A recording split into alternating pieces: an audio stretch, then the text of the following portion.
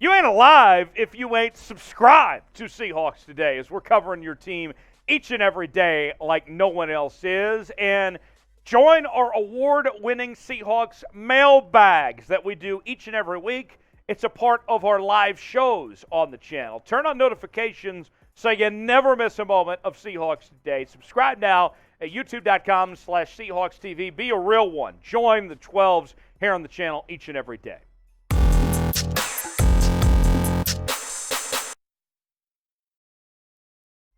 It is Seahawks Today, and it is sponsored by Mint Mobile. Plan starting at just $15 a month. My buddy Ryan Reynolds is offering a great deal for Seahawk fans. If they go to mintmobile.com/chatsports, you can be a part of America's largest 5G network and start saving today. Only $15 a month. A great deal to start saving now. Unlimited talk, text, everything in between. mintmobile.com/chatsports.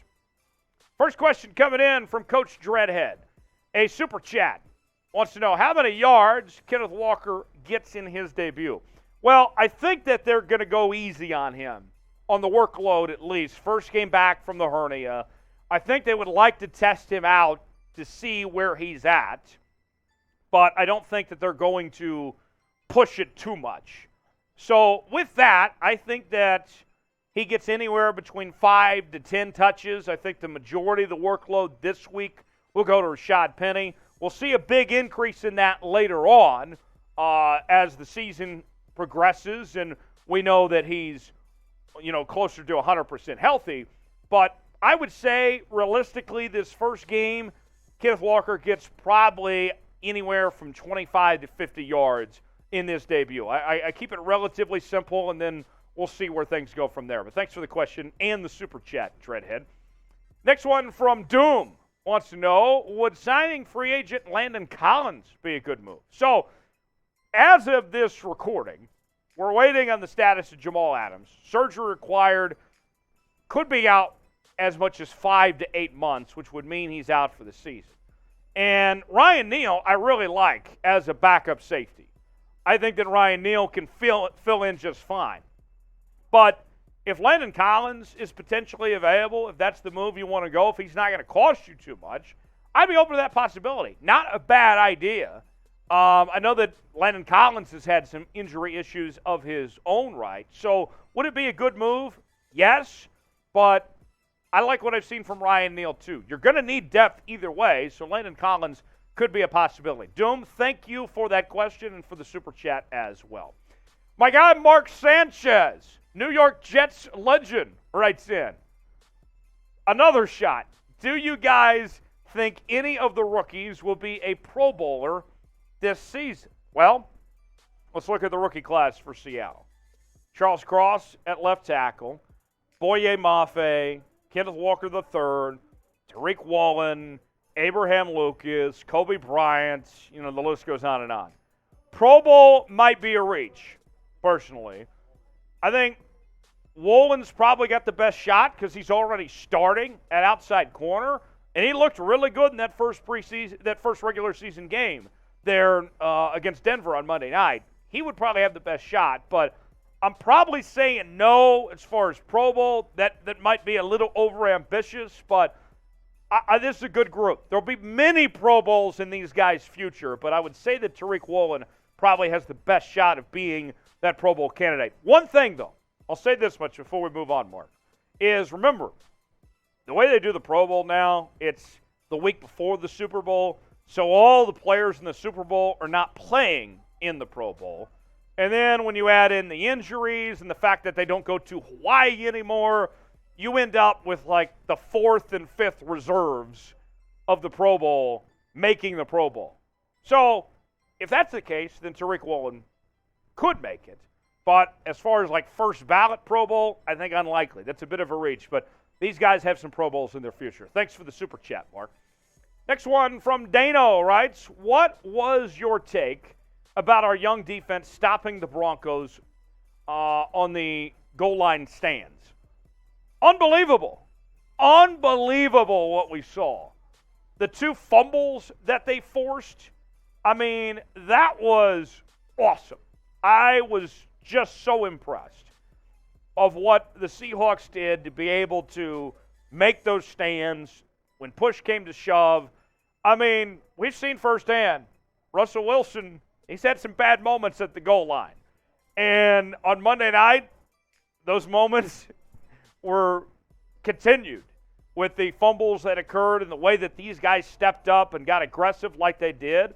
I loved it from that Seahawks defense. That was awesome to see. Those young guys, they grew up a lot. And when you look at this season, the Seahawks only have 2 primetime games this year. The next one will be a Thursday night game on Amazon. Of a national stage in front of the entire country, it won't get any bigger than what it did on Monday night. You could argue that Monday night was not their biggest game of the year. You can argue that, sure. But what you can't argue is the stage this season will not be any bigger, at least in the regular season, than it was on Monday night. And those guys stepped up and were ready for that moment. I loved what I saw there. Thanks for the question, Dano. Seahawks country, let's fly.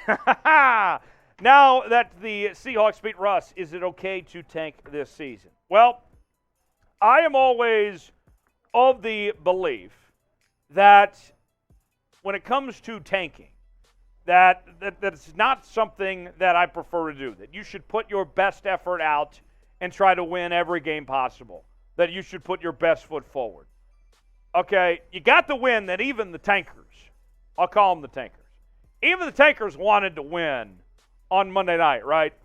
And so, you could go that route and you could find yourself with a high draft pick, but I don't think that Pete Carroll and this coaching staff are going to intentionally try to lose.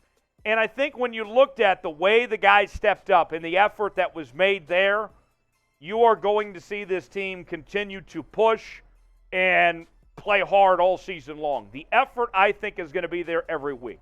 How many wins does that result in? I don't know. But it's not going to be this team giving up. I don't think you're rooting for this team to not try hard. The effort will be there this season. What the results of that may be, we'll see. But I think you want to see this team play hard every week. Should the Seahawks tank this season? What say you? Let us know in the comments section. Type Y for yes, type in for no. Let me know one way or the other. Should Seattle take this season? Y for yes, in for no. Robbie Red writes, Coleman at nickel was shaky against the Broncos. That's a super chat from Robbie. Robbie, appreciate you. You're a real one. Yeah, he was. He didn't play the best. I think that we could see the Seahawks change some things up where we see Kobe Bryant playing some of that nickel. Obviously, you're going to get Trey Brown back at some point this year. He's on PUP. I'm curious what role there is for Trey Brown. Remember, Trey Young, getting my Oklahoma Sooners mixed up there. Trey Young, of course, the NBA player that went to Oklahoma. Trey Brown, the cornerback that was at Oklahoma, now with the Seahawks. Trey Brown did not play in this system last year. No one on this Seahawks team did. And so when he gets back, he's going to have to learn this new system, and he'll be behind while everyone else has been in this system for a while. So I'm curious where Trey Brown fits into the equation here. But, yes, Coleman not great, but help is on the way. We'll put it that way. Thanks for the super chat, Robbie. The club writes in, #Seahawks. Do you think Geno was afraid to throw it deep, or was that the game plan? I lean towards that was the game plan. I think so. I don't think that they were trying to push it too much, and we saw Geno make plays. And one thing that I liked from Geno in particular was that he was able to target those big receivers, right? The big receivers, the big tight ends. He did a really good job of getting the ball in their hands.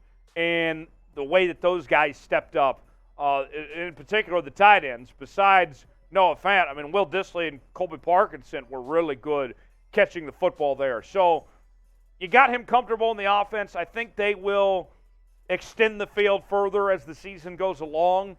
But that was the game plan, and it was just fine. I have no problem with that personally.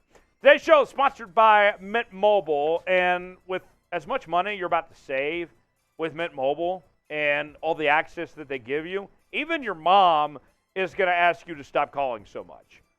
Look, Mint Mobile provides you service where you can seamlessly switch between 5G and 4G LTE. Whichever stronger, you're going to get the best with Mint Mobile. You can use your data however you like, even when you don't have a coffee shop, which I know there's tons of coffee shops, obviously, in Seattle, but somehow if you find yourself not having a coffee shop, don't worry. Mint Mobile's got you covered at mintmobile.com/chatsports. Plans starting at just $15 a month. Start saving today. Look, folks, times are tough. We're all trying to find every dollar we can. Why not start saving on your cell phone right now? Start saving today. mintmobile.com/chatsports. The one and only Nick Fury checks in. Hashtag Seahawks. Hashtag Papa Seahawk.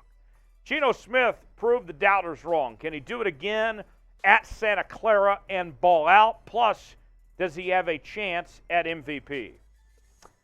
I think the Seahawks do have a chance against San Francisco this weekend. San Fran looked bad against a lowly Chicago Bears team. Okay? And the Seahawks coming in with momentum.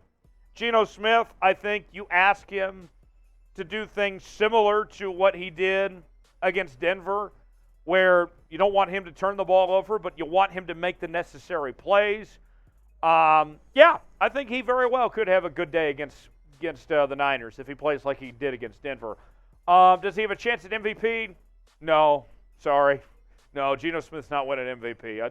I don't mean to break that to you right now, but that's unlikely. That's not happening. Arsenal Apex, hashtag Seahawks. After the season, should we trade Lockett for draft picks? I don't want to lose Lockett, but it's just an idea. So one of the things when we were all going through this offseason and trying to figure out the future of the Seattle Seahawks that we brought up on this channel a lot, when people would ask us last year if the Seahawks should trade Tyler Lockett, I told you it just didn't make financial sense whatsoever, that the hard cap and all that just did not add up for them to trade off Tyler Lockett. As far as next year goes, you get the cap freedom. It's not nearly as bad, but personally, I like Tyler Lockett. He's still a very talented player. He's coming off the best few seasons of his career. I think that momentum can continue. I like Tyler Lockett a lot, unless you get some deal that you can't just turn down, that is a deal that you cannot deny. I would keep Tyler Lockett as long as you can. I like Tyler Lockett, and he's a really good possession receiver, good compliment to DK Metcalf. I would not be moving on from Lockett. Seahawks are in first place. Can they win the division? It's going to be tough.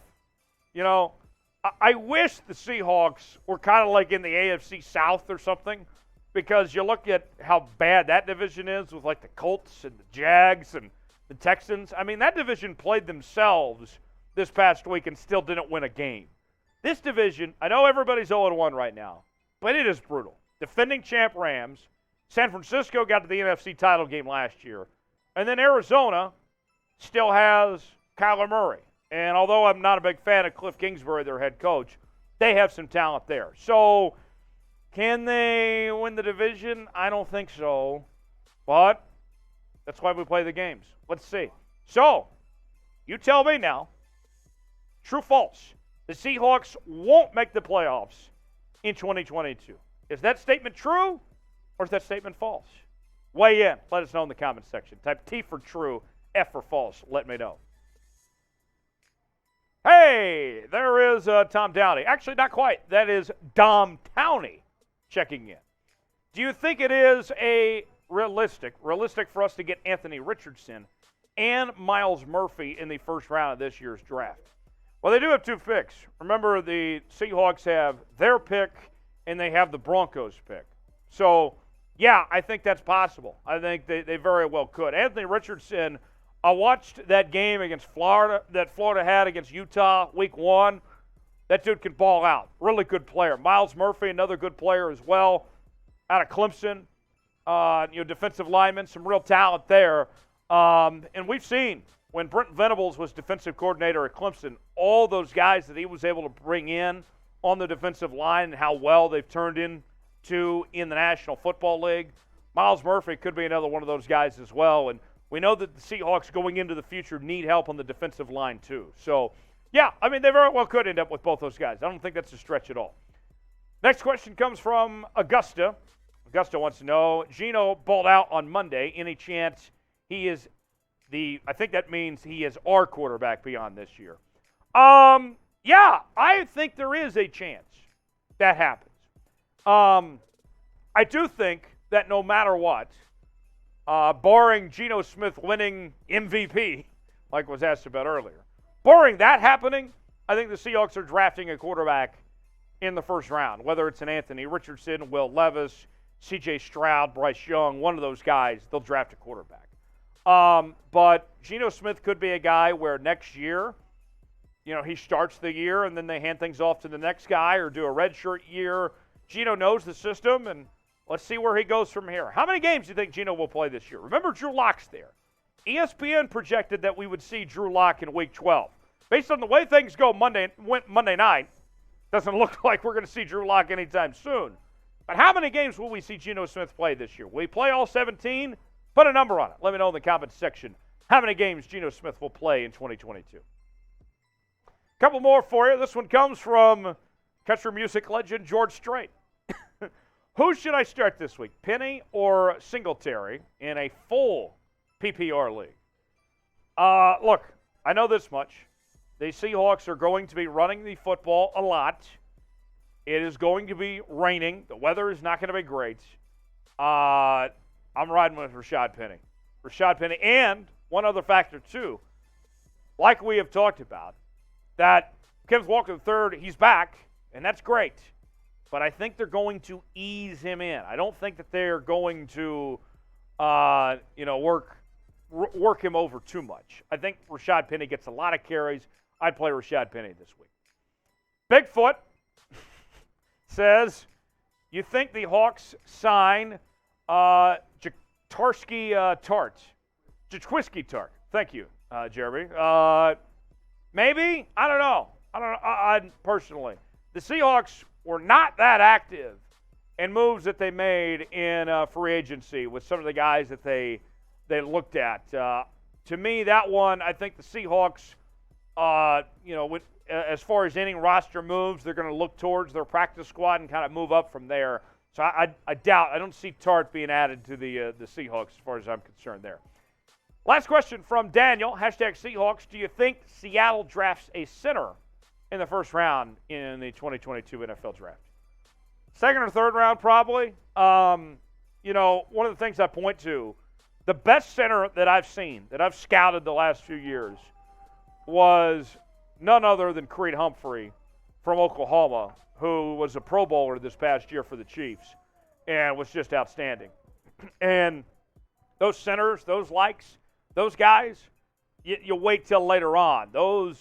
I was surprised Tyler Linderbaum went as high as he did, quite frankly, when the Ravens took him in the first round. Center is kind of almost the forgotten about position, it seems like, on the offensive line at times. I don't see the Seahawks, prioritizing with their other needs, going with the center in the first round. They will draft a center more than likely, but first round, I don't see that happening. So, before we go, as always, you can follow me on social media, Twitter, Instagram, Facebook, all those social media platforms, @TylerJonesLive. Follow me there. Would love to hear from you guys each and every day. And we'll see you next time here on Seahawks Today.